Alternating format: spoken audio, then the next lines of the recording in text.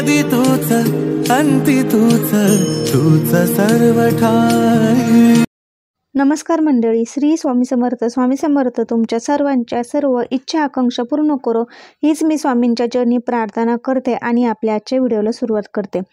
तर आज आहे शनिवार आणि आज आलेली आहे माघ पौर्णिमा। तर आपल्याला संध्याकाळी घरातून बाहेर फेकायची आहे ही एक वस्तू। घरातील इडापिडा, नकारात्मकता, दुःख, अडचणी, आजारपण नष्ट होईल। घराची, पतीची, मुलाची खूप अशी प्रगती होईल। त्यासाठी आपल्याला हा उपाय करायचा आहे। तर त्यापैकी मी तुम्हाला आज 3 उपाय सांगणार आहे। त्यापैकी तुम्ही हा एक कोणताही उपाय करायचा आहे। नक्कीच तुम्ही हा उपाय केल्याने तुमच्या घरातील सर्व इडापिडा, दारिद्र्य दूर होईल आणि घराची प्रगती होईल।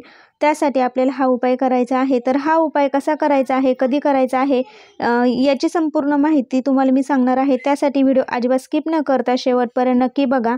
आणि तुम्ही अजून जर आपल्या चॅनलला सबस्क्राईब केले नसेल तर नक्की करा आणि शेजारचं बेल आयकॉन दाबायला विसरू नका, म्हणजे जे काही मी नवनवीन व्हिडिओ अपलोड करेल त्याची नोटिफिकेशन तुम्हाला मिळेल। आणि कमेंटमध्ये श्री स्वामी समर्थ लिहायला देखील विसरू नका। तर माघ पौर्णिमेच्या दिवशी पवित्र नद्यांमध्ये स्नान केलेले विशेष महत्त्व आहे। त्याचप्रमाणे पौर्णिमेच्या दिवशी दानालाही अधिक महत्त्व आहे। या दिवशी देवी देवतांचा पृथ्वीवर वास असतो अशी धार्मिक मान्यता आहे। यंदा आलेल्या माघी पौर्णिमेच्या तिथीवर आपण जर तीर्थक्षेत्री जाऊन स्नान केले तर नक्कीच आपल्याला त्याचे पुण्य मिळेल। हिंदू धर्मात माघ पौर्णिमेला विशेष महत्त्व आहे। या दिवशी स्नान करून सूर्यदेवाला अर्घ्य दिल्याने शुभ फळ मिळते। यासोबत माघ पौर्णिमेच्या दिवशी लाखो लोक पवित्र नद्यांमध्ये स्नानासाठी पोहोचतात। या दिवशी गंगा स्नान केल्याने सर्व मनोकामना पूर्ण होतात आणि मृत्यूनंतर मोक्ष प्राप्त होतो अशी मान्यता आहे। तर माघ पौर्णिमेच्या दिवशी ब्रह्ममुहूर्तावर गंगा स्नान करावं। गंगा स्नान शक्य नसेल तर तुम्ही पाण्यामध्ये गंगाजल मिसळून स्नान करू शकता। स्नानानंतर ओम नमो नारायणा या मंत्राचा तुम्ही जप करायचा आहे। त्यानंतर सूर्यदेवाला अर्घ्य देऊन सूर्यदेवतेची पूजा करावी आणि पाण्यात तीळ अर्पण करावे। त्यानंतर पूजा करून चरणास्थ पान, तीळ, मुळी, रोळी, फळे हे अर्पण करावे आणि सूर्यदेवाची आपण प्रार्थना करावी। त्याचप्रमाणे आरती प्रार्थना करून आपण माता लक्ष्मी आणि भगवान विष्णूंना प्रसन्न करायचं आहे। देवी माता लक्ष्मीची पूजा पौर्णिमेला करावी। पौर्णिमेच्या दिवशी चंद्राला दान, स्नान किंवा अर्घ्य द्यावे। यासोबत या दिवशी चंद्राच्या आपण उगवतेची वाट बघून त्यानंतर पूजा करायची आहे। तर बघा, आपल्याला आज संध्याकाळी घरातून बाहेर ह्या काही वस्तू फेकायच्या आहे। ते जर केलं तर आपल्या घरातील इडापिडा, नकारात्मकता, दुःख, अडचणी, आजारपण नष्ट होईल। घराची, मुलाची, पतीची प्रगती थांबलेली असेल तर ती होईल आणि सर्व अडचणीतून सुटका होईल। मुलं अभ्यासात हुशार असून देखील त्यांची प्रगती होत नसेल किंवा घरामध्ये सतत वादविवाद होत असतील, व्यवसायात प्रगती होत नसेल किंवा घरामध्ये लक्ष्मी टिकत नसेल, लक्ष्मीची बहीण अलक्ष्मीचा घरामध्ये वास असेल, तर या सर्वातून अडचणीतून सुटका जर मिळवायची असेल तर नक्कीच तुम्ही या तिन्हीपैकी एक उपाय जरी केला तरी चालेल किंवा तुम्ही हे तिन्ही उपाय केले तरी चालेल। तर सर्वात पहिले आपल्याला काय करायचं आहे, एक पिवळं लिंबू घ्यायचं आहे। ते लिंबू चांगलं असावं, त्याला डाग वगैरे नसावं असं हे आपल्याला एक चांगलं लिंबू घ्यायचं आहे। ते लिंबू आपल्याला हातामध्ये घेऊन आपल्या घरातील प्रत्येक व्यक्तींवर उतरवायचं आहे। 7 वेळेस देव्हाऱ्यावरून घरातल्या प्रत्येक व्यक्तीवरून उतरवून घ्यायचं आहे। इडापिडा, नकारात्मकता, दुःख, अडचणी, आजारपण नष्ट होऊ दे।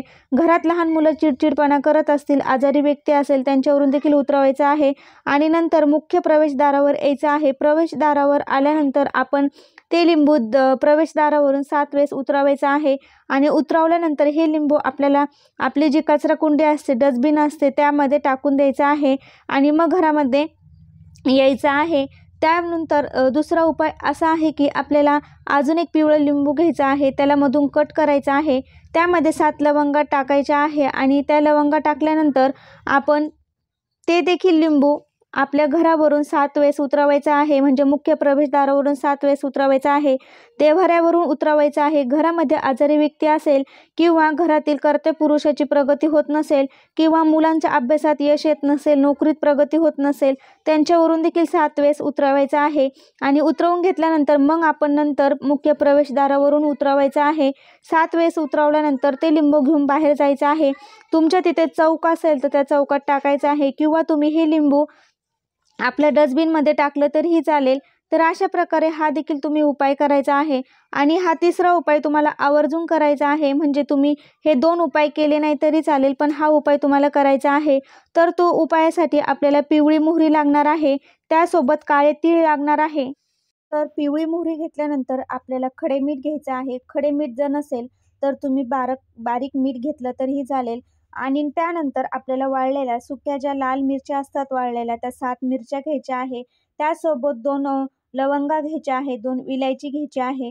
आणि ह्या सर्व वस्तू आपल्याला आपल्या हातामध्ये घ्यायच्या आहे. हातामध्ये घेतल्यानंतर आपल्याला त्या देवघरावरून, आपल्या घरातल्या प्रत्येक पुरुषावरून, मुलांवरून किंवा आपल्या घरात आजारी व्यक्ती असेल त्यांच्यावरून 7 वेळेस डोक्यापासून त्या पायापर्यंत उतरवून घ्यायचं आहे. बघा, आपल्या घरातील कर्त्या पुरुषाची प्रगती होत नसेल, व्यवसायात प्रगती होत नसेल किंवा मुलांची अभ्यासात प्रगती होत नसेल, अभ्यासामध्ये त्यांचं लक्ष लागत नसेल, घरातील इडापिडा आहे, घरात जास्त नकारात्मकता आहे किंवा आपल्या घरामध्ये छोटे मुलं आहे ते चिडचिडपणा करत असतील किंवा आपल्या घरातील मुलांचं जॉब संदर्भात प्रश्न असेल तो मार्गी लागत नसेल, घरात सारखेच वादविवाद होत असतील, नकारात्मकता असेल, लहान मुलं आजारी पडत असेल किंवा घरातील मोठे व्यक्ती सतत आजारी पडत असेल किंवा घरातील कर्ता पुरुषाची प्रगती होत नसेल, घरामध्ये जास्त अलक्ष्मी असेल, लक्ष्मी टिकत नसेल, अशा ज्या अडचणी आहे तर त्या दूर होण्यासाठी आपण घरातील प्रत्येक व्यक्तीवरून 7 वेळेस हे उतरवायचं आहे. उतरवत असताना तुम्ही श्री स्वामी समर्थ म्हणायचं आहे किंवा आपल्या घरातली जी कुलदेवी आहे त्याचं नामस्मरण करायचं आहे किंवा तुमचे जे गुरु आहेत त्यांचं नामस्मरण करायचं आहे. तुम्ही ज्या देवताला मानता त्या देवताचं तुम्ही नामस्मरण करू शकता. अशा प्रकारे तुम्ही प्रत्येक व्यक्तीवरून 7 वेळेस उतरवायचं आहे. छोट्यांपासून मोठ्यांवरून तुम्ही 7 वेळेस उतरवून घ्यायचं आहे. घरातील प्रत्येक कोपऱ्यात भिंतीला टच करून आणायचं आहे. तसेच तुम्ही टच करत असताना श्री स्वामी समर्थ म्हणायचं आहे किंवा तुम्ही तुमच्या गुरुचं नामस्मरण करू शकता. तर अशा प्रकारे हे टच करून आणल्यानंतर आपल्या घरात लहान मुलं असेल, चिडचिडपणा करत असतील, हट्टीपणा करत असतील, त्यांच्यावरून देखील तुम्ही उतरू शकता किंवा मोठे व्यक्ती आजारी असतील त्यांच्यावरून तुम्ही उतरू शकता. तर अशा प्रकारे तुम्ही घरातल्या प्रत्येकवरून ह्या वस्तू उतरवून घ्यायच्या आहे. त्यानंतर मुख्य प्रवेशद्वारावर यायचं आहे. मुख्य प्रवेशद्वारावर आल्यानंतर तुम्ही काय करायचं आहे, मुख्य प्रवेशद्वारावरून देखील तुम्ही 7 वेळेस उतरवायचं आहे. आपल्या देवघरावरून उतरवून घ्यायचे आहे आणि उतरवून घेतल्यानंतर मुख्य प्रवेशद्वारावरून उतरवून घेतल्यानंतर घराबाहेर जाऊन आपल्याला हे दक्षिण दिशेला टाकून द्यायचं आहे. तर अशा प्रकारे दक्षिण दिशेला फेकून द्यायचं आहे आणि फेकून दिल्यानंतर आपण घरात त्यांनी पाय धुवूनच घरामध्ये प्रवेश करायचा आहे.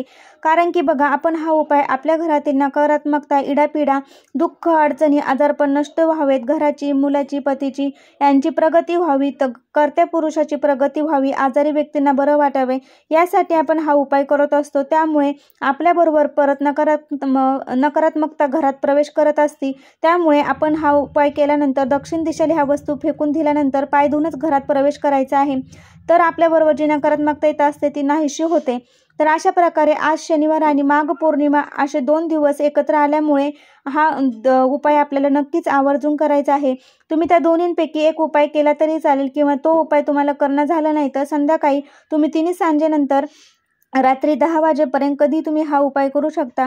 नक्कीच हा उपाय केल्याने घरातील इडापिडा, नकारात्मकता, घरातील अडचणी दूर होईल, घरातील आजार व्यक्ती बरे होतील आणि घरातील ज्या काही बाधा आहेत त्या देखील दूर व्हायला मदत होईल.